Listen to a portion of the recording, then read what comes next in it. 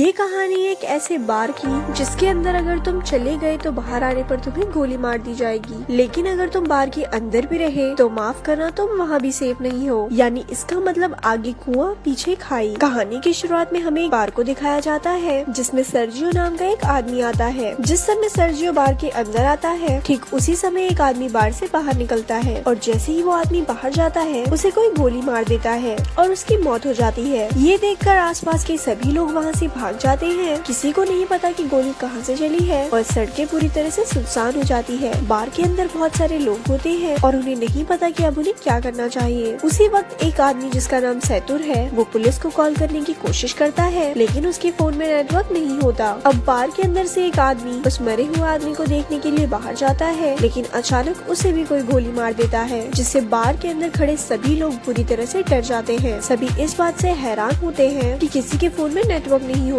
बार के अंदर एक लड़की होती है जिसका नाम एलिना है। वो कहती है कि हमें टीवी पर न्यूज देखना चाहिए। जब ये लोग टीवी पर न्यूज देखते हैं तो इस हादसे के बारे में टीवी पर कोई खबर नहीं होती और जैसे ही इन लोगों की नजर बाहर जाती है तो वहाँ से दोनों बॉडी गायब हो जाती है और साथ ही उनका खून भी साफ हो जाता है। इन सभी को कुछ समझ नहीं आता कि यहाँ पर क्या हो रहा है। तभी सैतुर कहता है कि मुझे लगता है कि कोई चाहता है कि हम में से कोई भी बाहर ना निकले। फिर सर्जियो कहता है कि हो सकता है कि हम में से कोई एक किलर हो या हो सकता है कि हम में से कोई आतंकवादी हो जिसके पास कोई भयानक विस्फोटक सामान हो और पुलिस उसे पकड़कर मारना चाहती हो। ये सुनकर एक आदमी जिसका नाम नाचो है वो अपने पैर से अपने बैग को छुपा देता है, पर सर्जियो उसे ऐसा करते हुए देख लेता है और इसके बारे में सबको बताता है। नाचो के बैग को ले लिया जाता है और जब उसके बैग को खोला जाता है तो उसमें से कपड़े और एक हार्ड डिस्क निकलती है। तभी नाचो कहता है कि इसमें ऐसी कोई भी चीज नहीं है जिससे किसी को भी नुकसान हो। वो कहता है कि मैं एक एड कंपनी में काम करता हूँ और इस हार्ड डिस्क में मेरे काम के फाइल्स है, लेकिन कोई भी उसकी बात पर विश्वास नहीं करता। एलिना उसकी हार्ड डिस्क को नष्ट करती है पर हार्ड डिस्क के अंदर कुछ नहीं होता। नाचो को इस बात से बहुत दुख होता है। तभी नाचो देखता है कि सामने काउंटर पर एक ब्रीफकेस रखा हुआ है। तभी सर्जियो दावा करता है ये ब्रीफकेस उसका है और इससे पहले कि सर्जियो ब्रीफकेस उठाता